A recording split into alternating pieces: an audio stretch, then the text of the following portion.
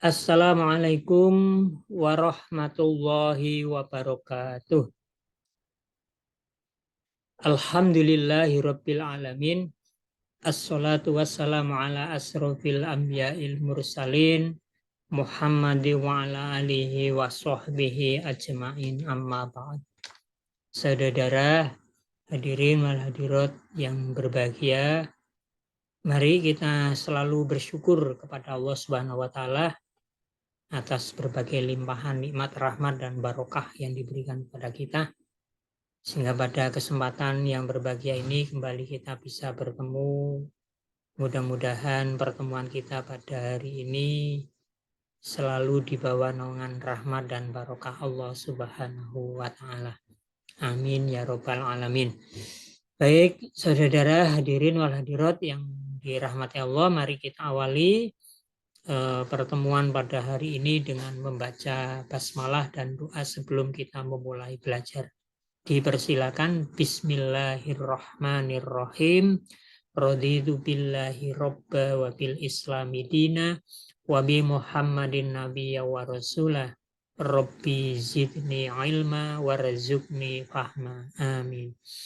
Saudara hadirin wal hadirat yang berbahagia, pada kesempatan yang berbahagia ini kita melanjutkan materi berikutnya, yaitu tentang akhlak di dalam menuntut ilmu. Bagi kita sebagai seorang muslim, sebagai seorang mukmin, itu sangat dianjurkan untuk menuntut ilmu. Dan pada kesempatan yang berbahagia ini, Anda semua juga dalam rangka untuk menuntut ilmu. Baik, kita mulai. Anjuran menuntut ilmu di dalam konsep Islam disebutkan ayat Al-Quran yang terkait dengan anjuran untuk belajar atau menuntut ilmu disebut di dalam surat At-Taubah ayat yang ke-122. Di ayat ini Allah menyampaikan firman-Nya, wa ma kanal mu'minuna liyanfiru kafatan falaula nafaro min kulli firqatin minhum ta'ifatun liyatafaqahu fiddin waliyundiru qaumahum idza raja'u ilaihim la'allahum yahdzarun. Saudara hadirin wal hadirat yang berbahagia, ayat ini memberikan penjelasan kepada kita bahwa Allah mengingatkan ya kita semua agar ada di antara umat Islam ini yang konsentrasi untuk belajar tentang ilmu, khususnya terkait tentang ilmu agama. Sehingga Allah mengingatkan, wa ma kanal mu'minuna liyanfiru kafatan. Tidak sepatutnya bagi orang-orang mukmin itu semuanya pergi ke medan perang. Ya, falaula nafaro min kulli firqatin minhum ta'ifatul liyatafaqahu fiddin. Ya, mengapa tidak pergi dari tiap-tiap golongan di antara mereka beberapa orang untuk memperdalam pengetahuan mereka tentang agama. Waliyundiru qaumahum idza raja'u ilaihim. Dan untuk memberi peringatan kepada kaumnya apabila mereka telah kembali kepadanya. La'allahum yahdzarun, supaya mereka itu dapat menjaga dirinya. Nah, saudara, jadi ayat ini sekali lagi tadi memberikan peringatan kepada kita bahwa hendaknya ada di antara penduduk satu kaum, ya, tidak semuanya berarti kan ada di antara seperti ini para mahasiswa-mahasiswi yang sedang menempuh pendidikan di Yogyakarta ini kan juga tidak semuanya satu kampung semuanya datang untuk belajar kan. Ya hanya sebagian kecil dari mereka, mungkin satu kampung hanya ya tidak lebih dari 5 orang. Mereka belajar ya tentang ilmu, apalagi kalau belajarnya di UAD ini kan tentu yang dipelajari tidak hanya ilmu umum, karena diberi mata kuliah juga terkait tentang al-Islam dan kemuhammadiyahan. Sehingga nah ini min kulli firqatin minhum ta'ifatul liyatafaqahu fiddin. Nah, ada di antara mereka itu yang memperdalam ilmu tentang agama. Meskipun yang dipelajari ilmu umum, tapi basicnya karena di UAD adalah ya ilmu agama. Misalkan Anda yang belajar tentang bahasa, basic bahasa Indonesianya tetap ditopang oleh ya ilmu agama. Tentang teknik ya berarti tekniknya pun juga ada nilai-nilai agama. Jadi ini ayat ini memberikan peringatan kepada kita tadi untuk belajar. Nah, nanti setelah Anda mahasiswa-mahasiswi ini pulang ke kampung halamannya, nah, disebutkan di ayat ini, waliyundiru qaumahum idza raja'u ilaihim. Nah, nanti kalau sudah pulang setelah selesai menyelesaikan pendidikannya ini kembali kepada kaumnya dapat memberikan ini apa peringatan, memberikan pelajaran kepada masyarakat yang ada di kampungnya nih. Ya, Allahum yahdharun supaya mereka itu dapat menjaga dirinya sebagai seorang yang berilmu. Nah, jadi ayat ini sekali lagi memberikan peringatan kepada kita agar kita belajar menuntut ilmu.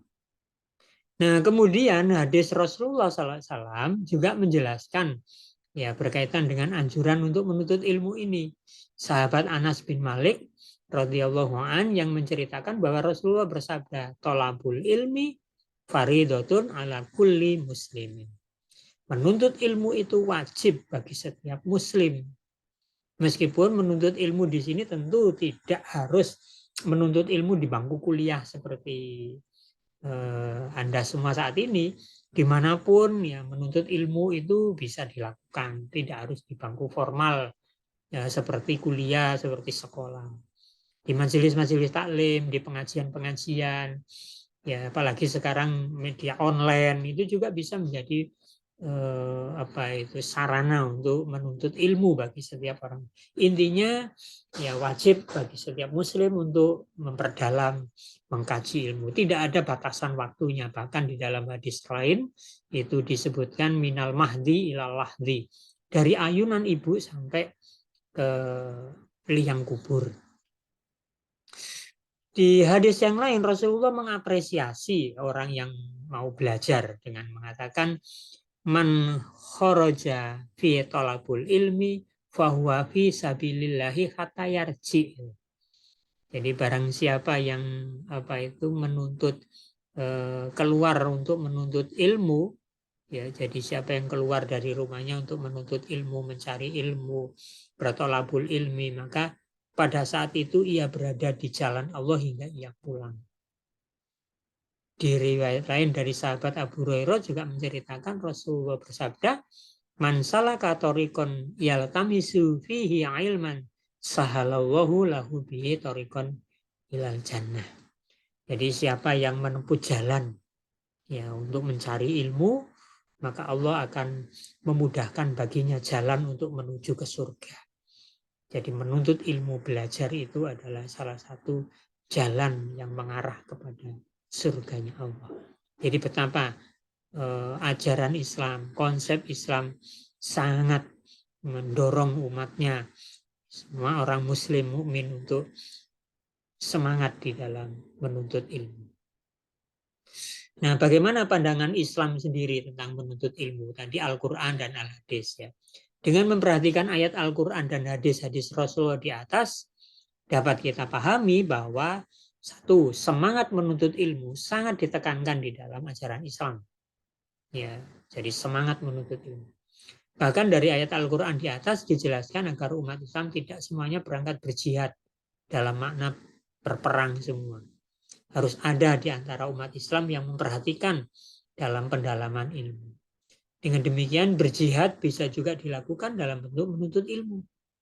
Artinya orang yang sedang belajar sesungguhnya dia juga sedang melakukan jihad fisabilillah.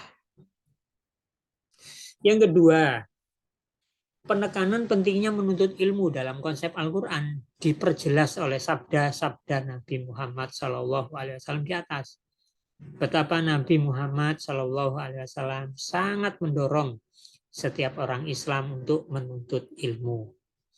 Bahkan perjalanan seseorang yang sedang menuntut ilmu dijelaskan oleh Rasulullah SAW seperti orang yang sedang berjihad fisabilillah.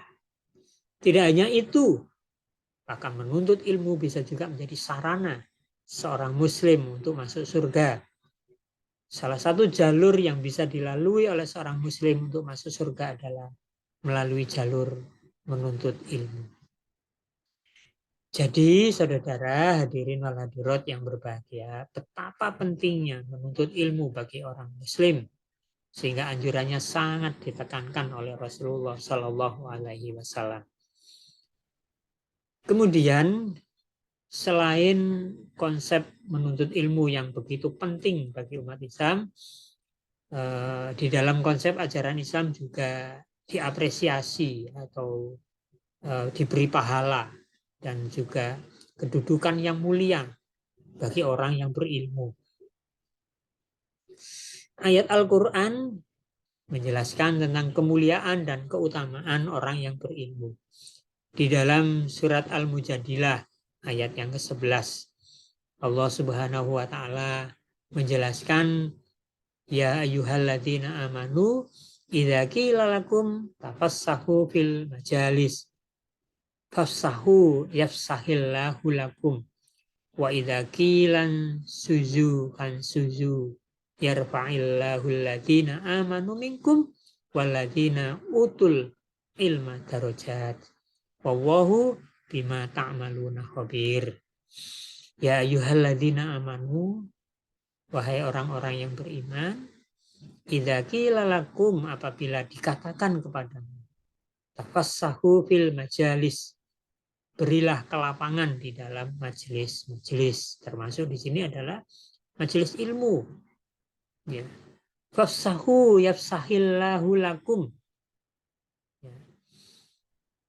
Maka lapangkanlah, niscaya Allah akan memberikan kelapangan untukmu.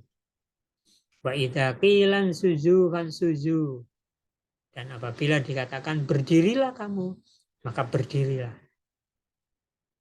Yarfa'illahu alladzina amanu minkum, niscaya Allah akan mengangkat derajat orang-orang yang beriman. Walladzina utul ilma darajat, dan juga mengangkat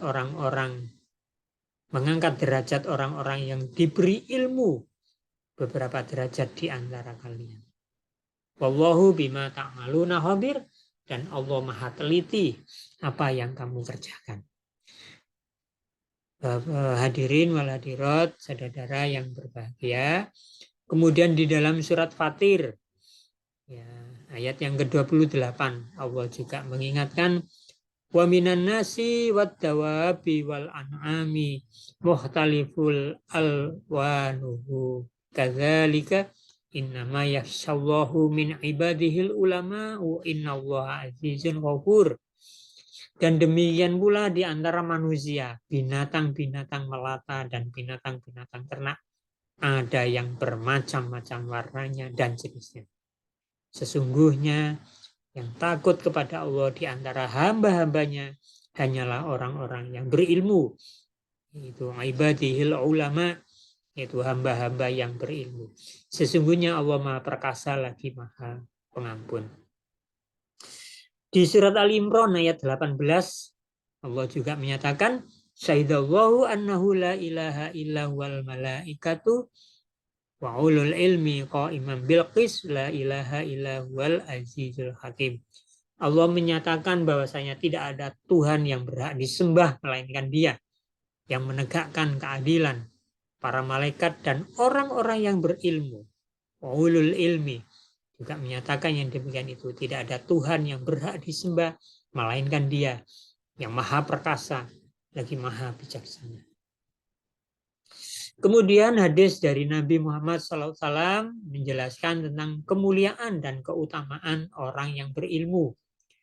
Hadis yang diriwayatkan dari Nabi SAW, beliau bersabda, Allah SWT memberi wahyu kepada Ibrahim alaihissalam Sesungguhnya aku Allah Maha mengetahui, aku Allah mencintai orang-orang yang berilmu. Ini adalah hadis qudsi, hadis yang berasal dari Allah yang disampaikan oleh Nabi Shallallahu Alaihi Wasallam. Yang lain Nabi juga bersabda, keutamaan orang yang berilmu, yaitu orang yang mengamalkan ilmunya atas orang yang ahli ibadah, adalah seperti utamanya bulan di malam purnama atas semua bintang-bintang lainnya. Nah, saudara yang berbahagia, kalau diperhatikan hadis ayat-ayat Al-Quran dan hadis-hadis tadi, maka ya jelas bahwa orang yang kedudukan orang yang berilmu itu sangat luar biasa. Jadi betapa mulianya orang yang berilmu itu. Sampai-sampai Allah menjelaskan bahwa orang yang beriman saja masih kalah derajatnya dibandingkan dengan orang yang beriman tapi juga berilmu. Bahkan Allah menyandingkan orang yang berilmu dengan para malaikat yang sangat mulia. Artinya, untuk dapat mencapai kemuliaan, seorang yang beriman kedudukan hendaknya memperhatikan ilmu. Menjadi orang yang berilmu dapat juga menjadikan seseorang semakin dekat dengan Allah. Rasulullah Shallallahu Alaihi Wasallam juga mempertegas bahwa orang yang berilmu termasuk di antara orang yang sangat dicintai Allah Subhanahu wa Ta'ala. Lebih dari itu, saudara hadirin wal hadirat yang berbahagia, Rasulullah juga membandingkan antara orang alim dan abid. Ternyata alim, yaitu orang yang berilmu dan mengamalkan ilmunya, masih lebih utama daripada abid, yaitu orang yang ahli ibadah, tapi dalam beribadah tidak dilandasi dengan ilmu. Oleh karena itu, orang yang beriman atau orang muslim agar kedudukannya dan derajatnya lebih utama dari siapapun, hendaknya menjadi orang yang berilmu. Nah, saudara, para mahasiswa, mahasiswi yang berbahagia, untuk yang berikutnya, adab dalam menuntut ilmu, ya saya minta Anda untuk mencari browsing atau buka buku terserah. Coba saya ingin Anda untuk mencari ini terkait dengan adab yang harus dipenuhi bagi orang yang sedang menuntut ilmu. Itu ada beberapa hal. Nah, Anda cari ya, Anda cari dan nanti tolong dimasukkan ke dalam review materi Anda tentang adab yang harus dipenuhi bagi orang yang sedang menuntut ilmu. Ya, Anda browsing, masukkan di dalam review materi Anda ini. Begitu juga dengan peran dan arti penting ilmu dalam keberagaman. Ya. Di sini sedikit saya singgung, nanti Anda kembangkan, ya Anda uraikan ya ayat Al-Quran yang menjelaskan betapa pentingnya ilmu dalam keberagamaan dan peribadatan. Kita perhatikan di dalam surat Al-Isra ayat 36, Allah menyatakan wala taqfu ma laysa laka bihi ilmun inna sam'a wal basara wal fuada kullu ulaika kana anhu mas'ulan. Apa maksud ayat ini? Tolong nanti Anda jelaskan. Ya, jadi ayat ini memberikan statement, pernyataan betapa pentingnya ilmu dalam keberagamaan dan peribadatan. Nah, Anda beri uraian. Apa maksud ayat ini? Ya, apa maksudnya? Janganlah kamu mengikuti apa yang kamu tidak mempunyai pengetahuan tentangnya. Nah, ini coba nanti Anda jelaskan di dalam review materi Anda. Begitu juga dengan hadis Nabi yang menjelaskan betapa pentingnya ilmu dalam keberagamaan dan peribadatan ini. Ya, Nabi bersabda seperti ini. Ini juga apa maksudnya? Man ta'abbada bi ghairin ilmi karena mayufsidu aksara mimma yuslik. Barang siapa beribadah tanpa ilmu akan lebih banyak merusak daripada memperbaikinya. Nah, Anda beri uraian. Ya, jadi ada berapa? Ada 4 ya. Ada 4 tugas. Yang pertama tentang adab di dalam menuntut ilmu. Ini nanti Anda cari. Kemudian yang kedua adalah peran dan arti penting ilmu dalam keberagamaan. Anda jelaskan ayat ini apa maksudnya. Kemudian Anda jelaskan hadis ini apa maksudnya. Dan yang terakhir yaitu ilmu untuk kebangkitan agama dan bangsa. Uraikan peran ilmu untuk perkembangan, kebangkitan, dan kemajuan agama serta bangsa. Apa peran ilmu? Ya, bisa Anda lihat secara historis atau fenomena yang ada pada masa sekarang, ya di mana peran ilmu dalam perkembangan satu bangsa, kebangkitan satu bangsa, kemajuan satu agama ataupun bangsa. Anda uraikan ya 1-2 paragraf lah untuk menguraikan. Nah, ini materi yang bisa saya sampaikan. Sekali lagi, tolong ada 4 tugas selain review awal tadi ya, review awal Anda beri Anda review, kemudian 4 tugas tadi Anda cari, silakan browsing, silakan baca buku, kemudian Anda tuangkan di dalam review materi Anda. Saya kira ini untuk materi hari ini terkait tentang akhlak di dalam menuntut ilmu. Mudah-mudahan memberikan semangat kepada para mahasiswa-mahasiswi untuk tetap belajar, ya memperdalam ilmu sampai selesai. Jangan malas untuk belajar, kejarlah ilmu setinggi-tingginya. Anda dikirim untuk ke Jogja ini adalah untuk belajar, bukan untuk bermain-main. Mudah-mudahan sukses di dalam menuntut ilmu. Saya kira ini kita akhiri, kita tutup perbincangan kita pada hari ini dengan membaca hamdalah dan doa kafaratul majlis. Alhamdulillahirabbil alamin. Subhanakallahumma rabbana wa bihamdika asyhadu an la ilaha illa anta astaghfiruka wa atubu ilaik. Akhirul kalam billahi taufiq wal hidayah. Wassalamualaikum warahmatullahi wabarakatuh.